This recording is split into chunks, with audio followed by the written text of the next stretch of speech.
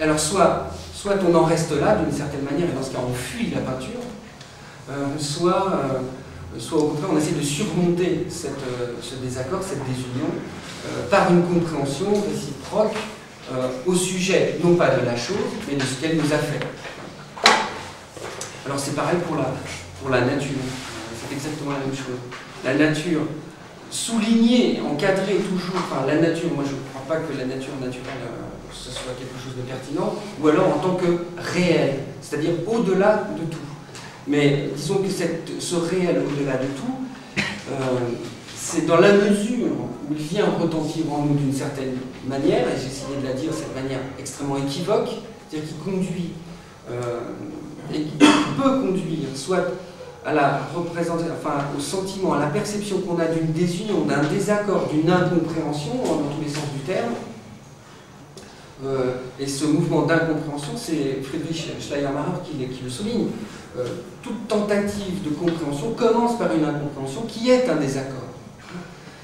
Donc il s'agit après de surmonter la fracture du désaccord par une activité compréhensive, et c'est au terme de cette activité d'échange à propos de quelque chose que se constituent, qu'émergent des mondes.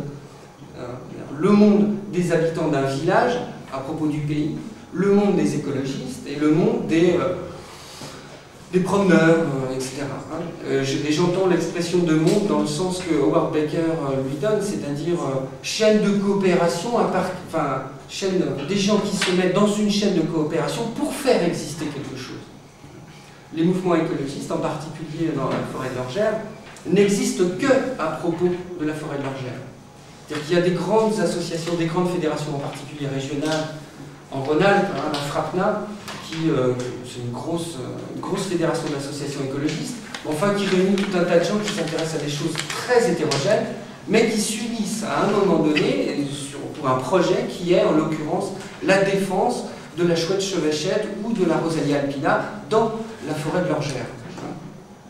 Et sinon, une fois le conflit réglé, c'est ce qui s'est passé, une fois que des accords ont été passés entre les différents partis en opposition devant la justice, toutes ces associations sont en quelque sorte retournées chez elles, et l'objet, ce pourquoi elles ont créé un monde commun d'une certaine manière, s'est dissous. Pareil, les habitants. Les habitants se sont fondés comme monde homogène à partir contre l'écologie. L'écologie s'est fondée contre les habitants et ainsi de suite. Enfin, les uns et les autres, enfin ça c'est Georges Dimol qui nous l'a raconté déjà plein de fois. Le conflit a une dimension existentielle. Mais ce dont il s'agit ici, c'est bien... et pour redoubler cette dimension existentielle du conflit, on pourrait... Moi je pense que l'idée du retentissement qui se dit toujours en termes d'origine est tout à fait congruente en tout cas avec cette idée. Avec cette idée aussi que l'activité compréhensive, c'est vraiment une activité de mystification, de mythification, puisque c'est à partir du retentissement que se développe un récit, le récit d'une origine, mais l'origine, c'est jamais quelque chose qui a eu lieu, c'est Walter Benjamin qui le souligne dans son ouvrage sur l'origine du drame baroque allemand, c'est jamais ce qui a eu lieu, c'est ce qui est en train d'avoir lieu. L'origine, dit-il, et c'est pour ça que c'est assez congruent aussi avec l'image qu'en donne Émile Durkheim du retentissement. Et le retentissement, la représentation, c'est un tourbillon qui retentit en réveillant des images. Et Walter Benjamin, dans l'origine du drame baroque allemand, dit l'origine, c'est un tourbillon qui entraîne avec lui la matière du devenir. C'est ce que nous sommes en train de faire, en quelque sorte, qui constitue l'origine, et pas quelque chose qui a eu lieu. Alors c'est pour ça que je voulais associer retentissement et similitude, parce que le retentissement, c'est comment le monde vit en nous.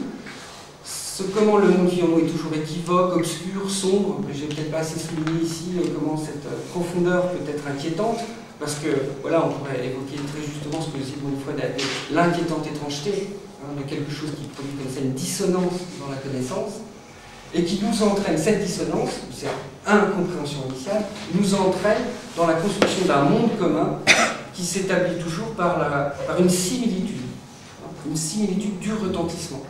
Et c'est exactement la même chose que le monstre.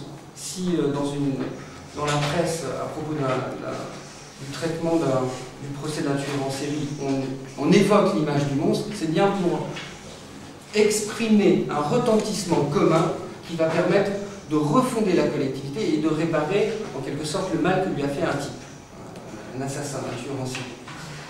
L'expression du retentissement est ce qui permet à la similitude, à nous, de se refonder. J'ai arrêté peut-être parce que non, non, je pense que ça vous inspire ou je sais pas. Ben, merci pour ça. Je connais quand même un mec, Carlo est le fondateur du génie. Hein, et il y a déjà 10 ans de ça. Je ne sais pas. 97, il me semble. Je ne sais pas.